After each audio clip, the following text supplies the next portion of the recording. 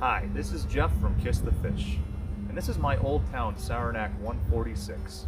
Today I'm going to be giving an honest review about the things that I like and dislike about this boat. I've had it for roughly 5 years, and I think I can give a pretty good opinion on how I feel about it. Let's get to it. The first thing we'll do is we'll go over a few specs. This boat is a 146. What that means is that it's a 14-foot 6-inch long boat. The width is 36 inches. The weight is roughly 79 pounds. It's made of thermoformed polyethylene, and it has a bow height of 18 inches.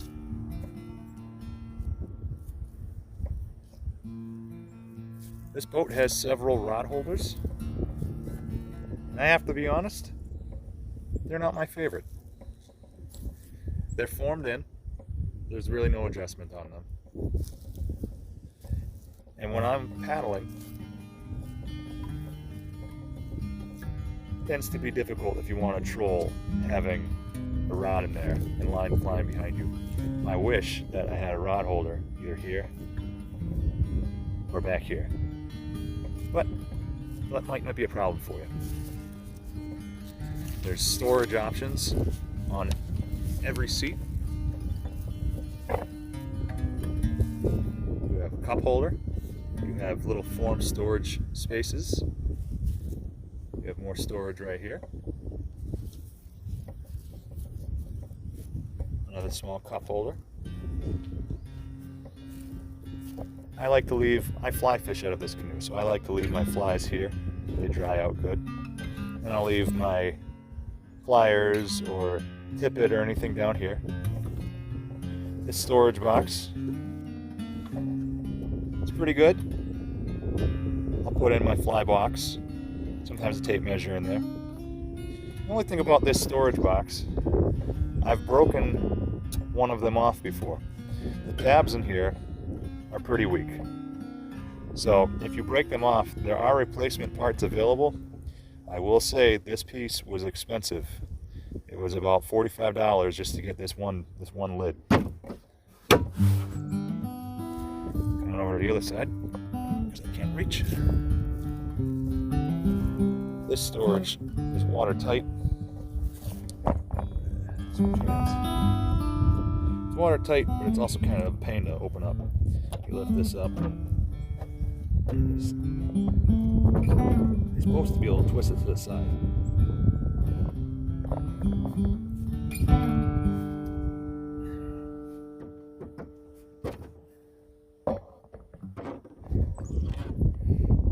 So you open it up, twist it to the side. It's watertight. There's the size of my hand in there. You can put a couple shiners or something in there. It'd probably be better just to put your wallet and keys in there though. But if I'm going to be honest, I haven't used this at all. It's a wicked pain to open up. So that's how it's going to stay.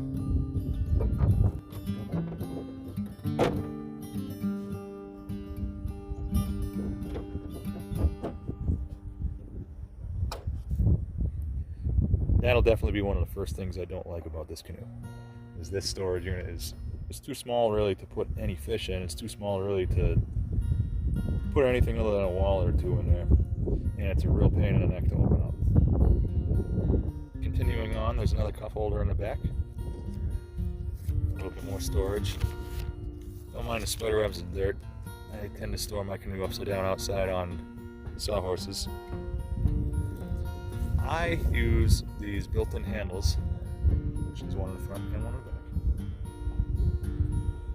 I use them to tie off onto my anchor. I suppose you could also tie off in the middle if you wanted to. The way I usually set up is I have my paddles up underneath. My poles lay on top if nobody's with me.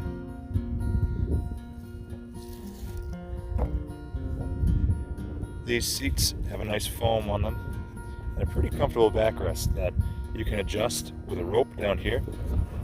It locks into place if you want for travel.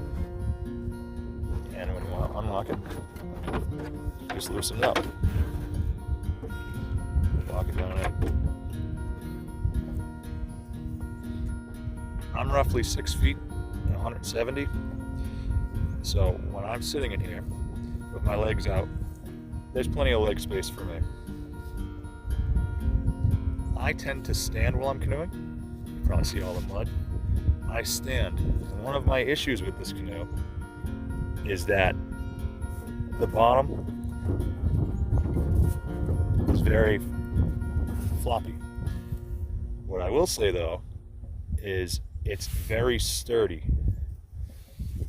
Now that might sound like I just said two totally opposite things. But what I'm saying is when I stand on it, it feels very soft because it flops like this. But it does not tip side to side very easily. So I've had pretty good luck fly fishing out of this. You know, I don't fly fish sitting down, I fly fish standing up. It's been pretty good for me. I'm going to fold this down and flip it over so you can take a look at the underside. Now we're going to get into something I really don't like about this canoe. You can probably see pretty easily the curvature there. When I tied this down to one of my vehicles a few years ago, I left it for a day, and that was my fault, but it was in the sun and it warped hard.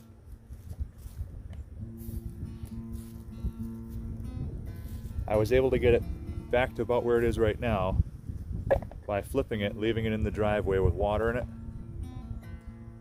on a hot day, and that left it and made it more level. But if you're used to leaving your canoe tied to a truck or a car, do not leave this one tied down. Not for a long time. It will warp.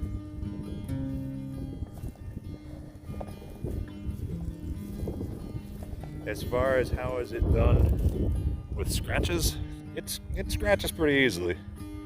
I mean, it's pretty much made of the same material as a kayak. However, I sprayed the front with Flex Seal and the back with Flex Seal because I'm very rough on this, and every year I put a little layer of Flex Seal on it just to stop it from getting gouged much worse than it already has. It's taken a few real rough ones back in the back. It holds a watermark, so if you're a person who really cares about the look of the canoe, it does, if you get the green one, it does hold the watermark pretty heavily. It can be wiped off pretty easily. I just don't care if my canoe has a watermark or not. The emblem on one side held pretty good. On the other side, the Old Town emblem it's just stickers and it's coming off. One thing I forgot to mention while I had the boat flipped up, underneath the seats are where the foam blocks are. They don't tend to get in the way, but if you're standing and something rolls down underneath the seat, when you have a little bend of the bottom, it can get stuck there underneath the foam. So I don't really like that too much either. All in all, I do enjoy this canoe a lot. When I purchased it, it was roughly $800. I believe it's between $750 and $850 now, depending on where you go, but I can't be too sure of that. I would recommend this canoe to somebody else. If you're in the 200-pound range, 6 feet tall, it's a great canoe. It has a 750-pound capacity, so between gear and the boat itself, you can fit two pretty big guys in there and not have any issues with it. My brother, who's a little taller than me, him and I use this canoe and we're comfortable. It's a very easy canoe to load up onto a car or a truck. I just throw it on my shoulders and then slide it up onto my rails. If this video was helpful to you at all, I hope that you'll give it a like so that it'll make other people on YouTube get to see this video. And if you want to see some fly fishing videos out of this canoe, hit subscribe and you'll get to see more of my stuff. See you guys next time.